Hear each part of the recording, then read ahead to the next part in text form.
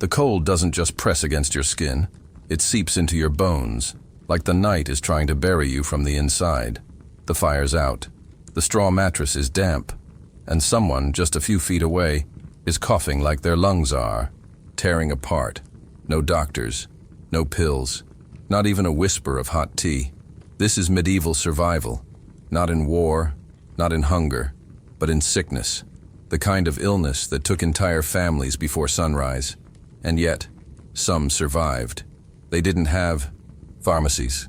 They had root cellars, old herbs, strange brews passed from grandmother to granddaughter, remedies you won't find on any shelf today, remedies made of things you wouldn't dare to touch, because when death sat at the edge of the bed, people reached for anything that gave hope, no matter how bitter, how strange, how forgotten. And the first one, it wasn't a potion, it was slime.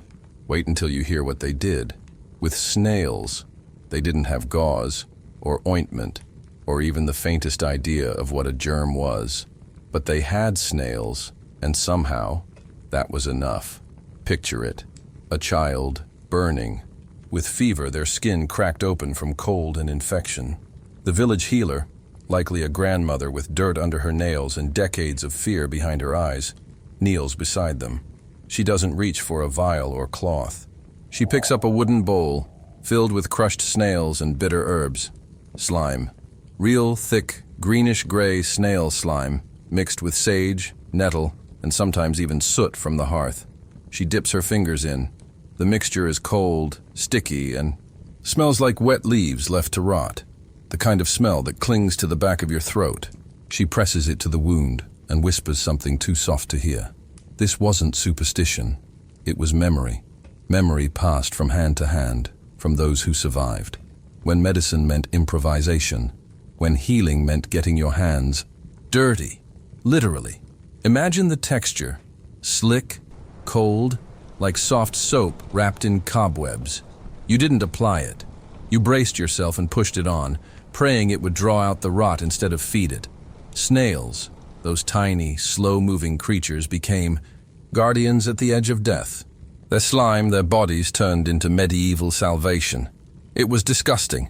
It was primitive. It was genius. And the most terrifying part, it probably worked. So here's the question. What's the weirdest remedy you've ever heard of? Put it in the comments, because I'm betting it doesn't involve escargot as medicine.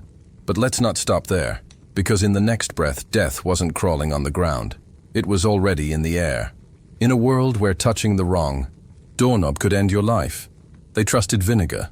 Not just any vinegar. This was the infamous Four Thieves vinegar, a medieval cocktail of garlic, rosemary, lavender, and whatever else you could find in a dying herb garden.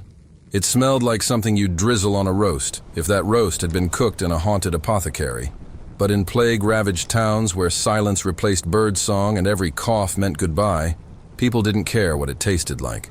They bathed in it, soaked rags in it, hung it from their necks like it was divine armor, because legend said 4 thieves had robbed plague corpses, and somehow didn't die. When caught, they offered the secret in exchange for mercy. That secret was this vinegar. Was it true? Did it work? Or was it just the medieval version of selling essential oils during the apocalypse? Hard to say, but when you're staring at a house where everyone inside is gone, when the wind smells like death, and even priests are afraid to visit, you'll cling to anything that doesn't run from you. The liquid burned when poured on the skin. Sharp, acidic, the garlic, stuck in your nose for hours, maybe days. Some even drank it in sips, hoping it might cure what hadn't yet appeared. Prevention by punishment. It didn't cure the plague, but it gave people something more dangerous than disease. Hope. And sometimes hope is contagious too. So while modern medicine might scoff at the idea of salad dressing as protection, this concoction became sacred, homemade, guarded, passed like treasure. Because when you've seen too many funerals and too few prayers answered, even vinegar starts to feel holy. And yet, as wild as that sounds, you haven't heard anything yet. Because if vinegar made sense in chaos, wait until you see what they used to treat infected eyes. It's not what you think. And yes, there's cow bile involved. If everyone around you was dying, would you pour garlic vinegar on your skin and call it medicine? Or would you wait for a miracle? That never comes. Garlic, onion, wine, cow bile, steeped for 9 days in a brass pot so foul-smelling it could peel paint from a wall, then dropped into an infected eye, not by accident, not in desperation, deliberately. This was a real medieval remedy, Bald's eye salve. And yes, it was exactly what it sounds like. A fermented, bile-laced eye potion brewed in near darkness, handed down not in scrolls, but in whispers. Imagine it, your vision going cloudy, your eye red, swollen, crusted shut from days of infection, pain like someone buried hot coal behind your eyelid, and the healer leans in, not with comfort, but with a horn spoon, dripping with this foul concoction, greenish, oily, reeking of rot and vinegar and something worse. She doesn't blink, but you do. You flinch, because the first drop stings like fire. The second burns like betrayal. But the third, that one, you swear. You feel something shifting, a pulling, a clearing, a miracle. It sounds like madness, and maybe it was. But here's the twist. Modern science tested this recipe. Not once. Not in theory, in a lab, against one of the most stubborn antibiotic-resistant bacteria on Earth. And this medieval slime, it destroyed it. So what do we do with that? Laugh at the past? Or admit they knew things we've forgotten? If you made it this far without your eyes watering, you might be one of us. Go ahead, like this video and subscribe, because we've only scratched the surface of what they used to heal. Now tell me, would you risk a few drops of cow bile if it meant keeping your vision? Before you answer, you need to meet the next plant. It healed stomachs, it killed parasites, and in the wrong dose, it killed the patient too. Some teas soothe you. This one stalked you. It was called pennyroyal, a sweet-smelling, delicate little leaf that looked innocent enough floating in a clay cup. But inside that innocent brew, a gamble. Pennyroyal was praised in medieval survival for doing it all, easing stomach cramps, chasing off fleas, even helping with women's troubles, as they called it then. A miracle leaf, they said. But here's what they didn't say. Too much, and it shut your body down. Quietly, permanently. The tea was minty, bright, almost pleasant. But the second your tongue tingled, it was already too late. Midwives used it. Soldiers carried it. Mothers brewed it in hope and fear, because the line between healing and poison was as thin as the rim of the cup it came in. Imagine wrapping your hands around that warm, carved mug on a frostbitten morning, the steam rising like comfort, the smell like mint and earth and memory, and knowing it might be the thing that saves you, or the last thing you ever taste.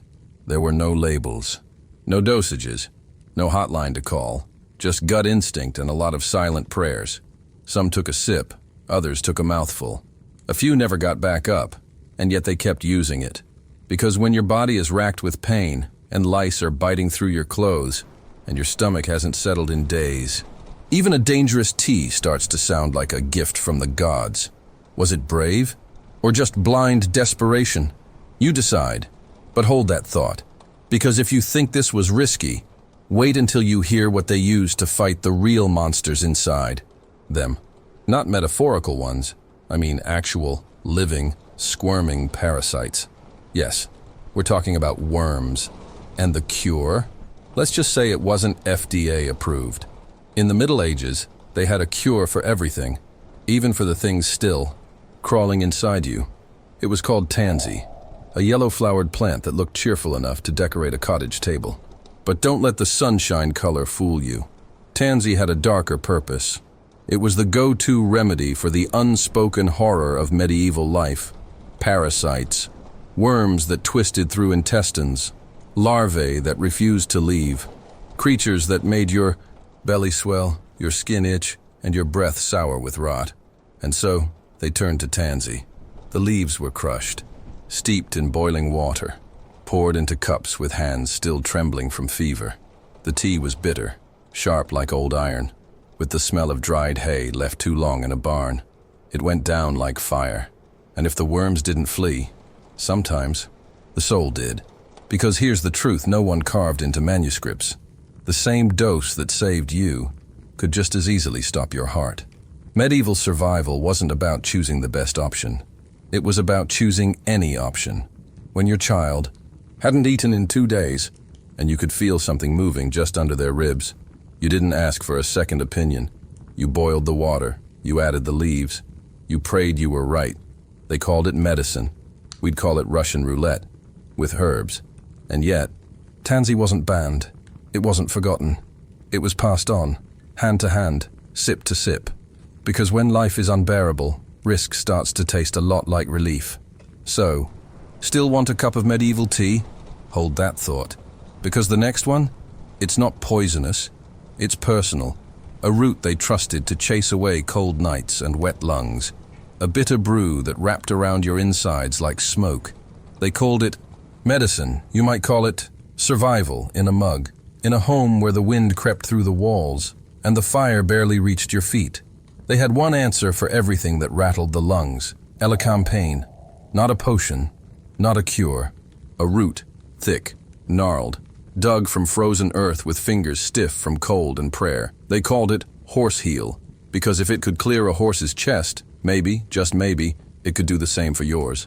The smell was wild, earthy, like pulling a wet log from a swamp. The taste? Bitter didn't begin to describe it. It was sharp, dry, almost electric, like chewing on a burnt pine cone wrapped in old leather. They brewed it into tea, not because they liked it, but because they couldn't breathe. Winter in a medieval village meant smoke-filled huts, damp straw, and air so cold it sliced your breath in half. Coughs didn't go away. They deepened, and when a child's chest rose too fast, this tea was the only line between breath and silence. So they drank, sipped from wooden cups by the fire, the steam rising in slow curls, bitter, hot, brutal, and oddly comforting, because sometimes the taste of suffering was also the taste of trying. And in a world where survival was never guaranteed, that meant everything. They didn't question it. They drank. They waited. They hoped. And every time it worked, even just a little, that bitter root became something close to sacred. So yes, was like a hug from a tree. If that tree had survived 10 winters and had no patience for your complaining. But what if the problem wasn't in the lungs? What if it was deeper? What if the sickness wasn't choking you from the outside, but poisoning you from the inside out? Then you'd need something stronger, something darker, something that knew how to fight. From the liver up, some plants heal, some hurt, and some just blur the line until you can't tell the difference. Celandine was one of those. Its flowers were bright yellow, cheerful, almost sunny. But nothing about this plant was innocent. The sap stained your skin orange. The roots oozed a bitter juice. And if you got the dose wrong, you weren't healing. You were gambling. They used it for everything. Liver pain, jaundice, warts that wouldn't go away, skin eruptions, swellings. Some believed it could clear the eyes. Others swore it banished demons from the blood. It was the medieval multi-tool of herbal medicine. But here's the catch. This plant came with a price. Too much celandine could turn your liver into sludge, too little, and it did nothing. Just the right amount? Maybe you lived to brew another cup. They didn't have liver function tests. They had gut feeling and candlelight. The texture of the sap was sticky, like tree resin that refused to dry. The smell was sharp, pungent, almost sour with a sting that lingered in the nose. It clung to the hands, stained the cups, marked the fingertips of those who brewed it too often.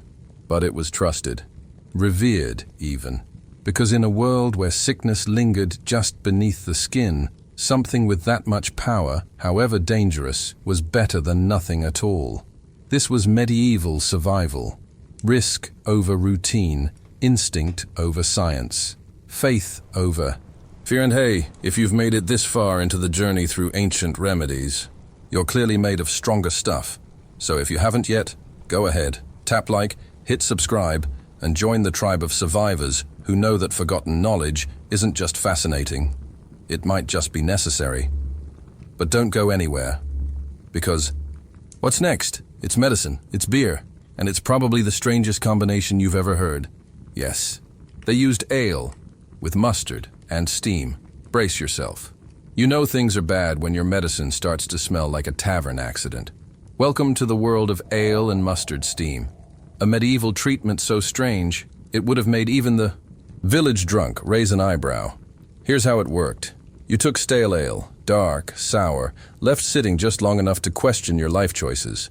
Then you threw in mustard seeds, sometimes nutmeg if you had it. You boiled it, let the room fill, with the scent of sharp spice and rotting barley. And then you breathed it in. That was the medicine. Not sipped, not dabbed, inhaled. Nose over the pot, towel over your head, lungs wide open. The steam hit like a punch, hot, pungent, sticky. It clung to your skin, opened your chest, burned your eyes. Some said it cured congestion, others just said it made them forget they were sick. Imagine your kitchen filled with the smell of boiled beer and wet mustard, the floor cold under your feet, the pot hissing like it knows something you don't, and your grandmother telling you, "Breathe deeper, child. The healing's in the burn." It wasn't science. It was belief and desperation.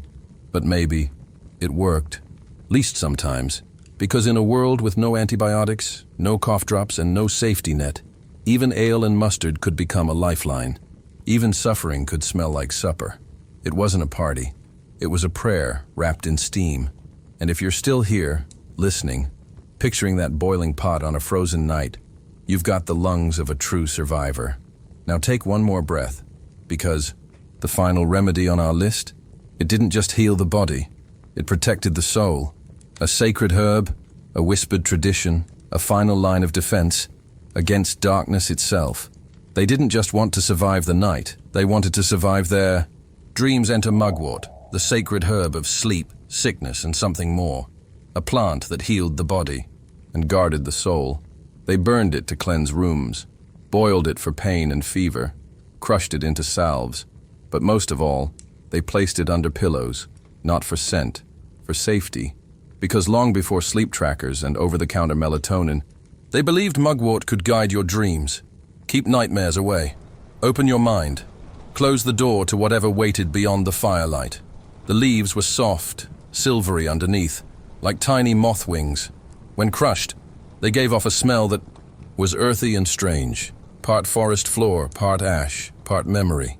The kind of scent that made your skin tingle, like the air just before a storm. Some whispered that sleeping with mugwort was a way to see messages from the other side. Others believed it kept evil spirits at bay.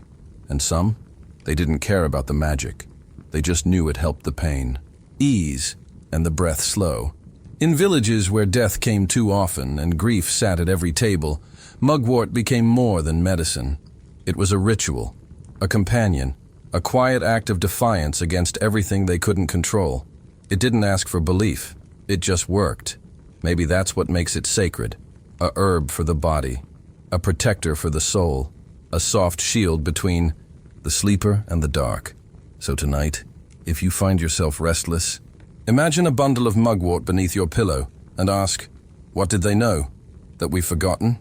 Because now that you've seen what they risked, what they trusted, what they dared to use, it's time to remember, time to look back. Not with mockery, but with something closer to awe. Let's revisit every leaf, every root, every risk they took, and ask the only question that matters. What if these forgotten cures need to return? Snail slime on wounds, cow bile in your eyes, beer turned into vapor, tea that could kill or cure with the same sip. It all sounds like madness, and maybe it was, but somehow it worked. This wasn't folk magic, it was survival. One root at a time, one prayer over a boiling pot, one decision between what hurt now and what might heal later. They didn't have diagnostics.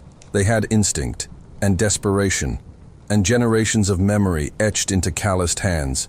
You could smell the smoke in every remedy, taste the soil, feel the raw edge between life and death in every cup, every poultice, every inhale of ale and mustard steam. And what's wild, some of these forgotten recipes, tested centuries later, still work. Better even than our modern versions. That's not a coincidence. It's a warning. Because what we laugh at today might be what we need tomorrow. So here's the real question. What remedies are we ignoring right now just because they don't come in a bottle? What forgotten cures are waiting, buried under ridicule, dust, and silence? They didn't just survive. The plague, the frost, the hunger, they survived without us, and we might not survive without them. Because survival doesn't always look rational. It looks brave, and bitter, and bizarre. But most of all, it looks remembered. So don't laugh too hard at their tea leaves, their slime, their sacred herbs. Because when the world shifts again, and it will, you may find yourself reaching for something old, something strange, something forgotten. And that leads us to the final truth. They didn't wear white coats. They wore wool cloaks, damp with smoke. Hands cracked from the cold, eyes hollow from nights without sleep. These were the healers of the Middle Ages. And their tools? Roots, leaves, ashes, and the stubborn hope that something, anything, might work. They didn't have manuals, only memories. Whispers traded over stew pots. Remedies passed not on parchment, but in breath, in firelight, in trembling hands. They were wrong, often, but they were brave. Because when a child burned with fever, when lungs rattled like bones in a box, when no help was coming from any road, they still tried. That was their medicine. Not perfection, courage.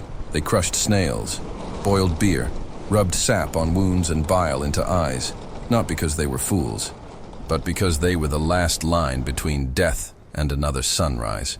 And maybe that's the real definition of survival. Not knowledge, not science, but the will to try, again and again, when the odds say not to. So if nothing else, remember this. These healers didn't leave us formulas, they left us faith, and a quiet truth hidden in roots and steam.